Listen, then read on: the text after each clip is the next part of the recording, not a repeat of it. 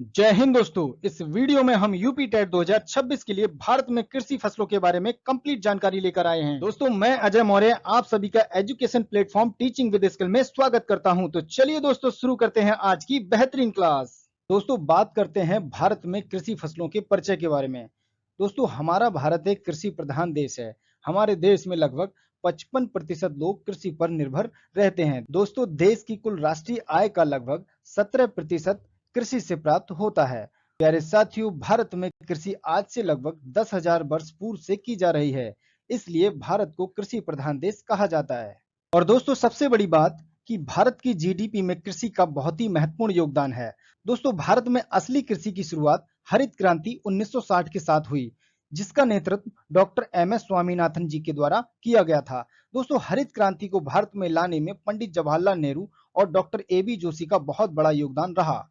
दोस्तों उसके बाद भारत में कृषि का एक मजबूत ढांचा तैयार हो गया और आज भारत के पास हर वह तकनीक है जिसकी उसे जरूरत है। प्यारे साथियों बात कर लेते हैं फसलों के वर्गीकरण के बारे में। दोस्तों भारत में फसलें मुख्यतः दो आधार पर वर्गीकृत होती हैं। एक तो है मौसम के आधार पर और दूसरा उपयोग के आधार पर। तो दोस्तों मौसम के आधार पर रबी की फसल, खरीफ की फसल और जायद की फसल। दोस्तों उपयोग के आधार पर खाद्यान्न फसलें, नकदी फसलें, बागवानी फसलें और औद्योगिक फसलें आती हैं। दोस्तों इनको आगे और अच्छी तरीके से डिटेल में समझेंगे। प्यारे साथियों मौसम के आधार पर फसलों के बारे में बात कर लेते हैं। पहला रबी की फसल।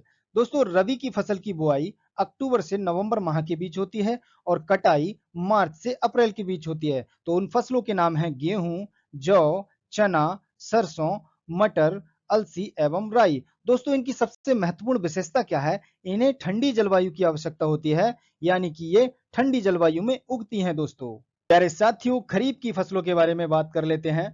बुआई होती है इनकी जून जुलाई यानी मानसून की शुरुआत होते ही और कटाई होती है सितंबर से अक्टूबर के बीच में।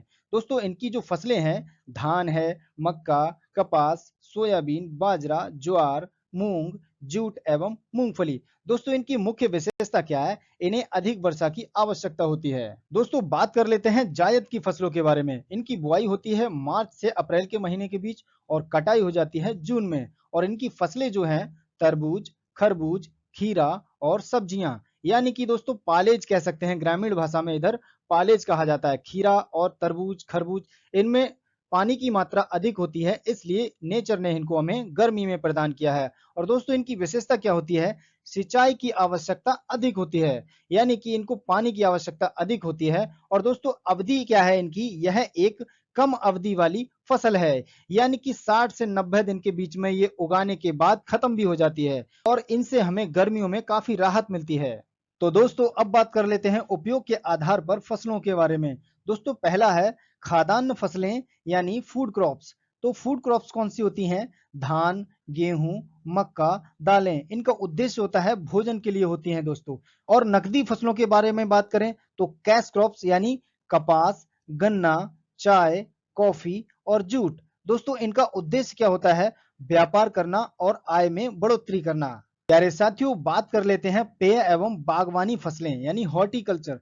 दोस्तों पेय से मतलब होता है यानी जो फसलें उगाई जाती हैं वो पेय यानी कि पीने के योग्य होती हैं, जैसे चाय और कहवा। और बागवानी फसलों से मतलब है यानी जिन फसलों को लगाने के बाद वो जब बड़ी होती हैं तो वो बगीचे की तरह सुंदर दिखती हैं।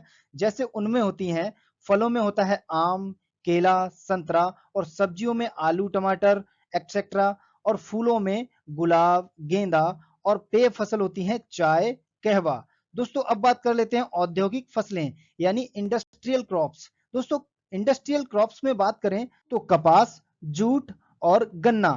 तो प्यारे साथियों थोड़ी और अन्य महत्वपूर्ण जानकारी के बारे में बात कर लेते हैं।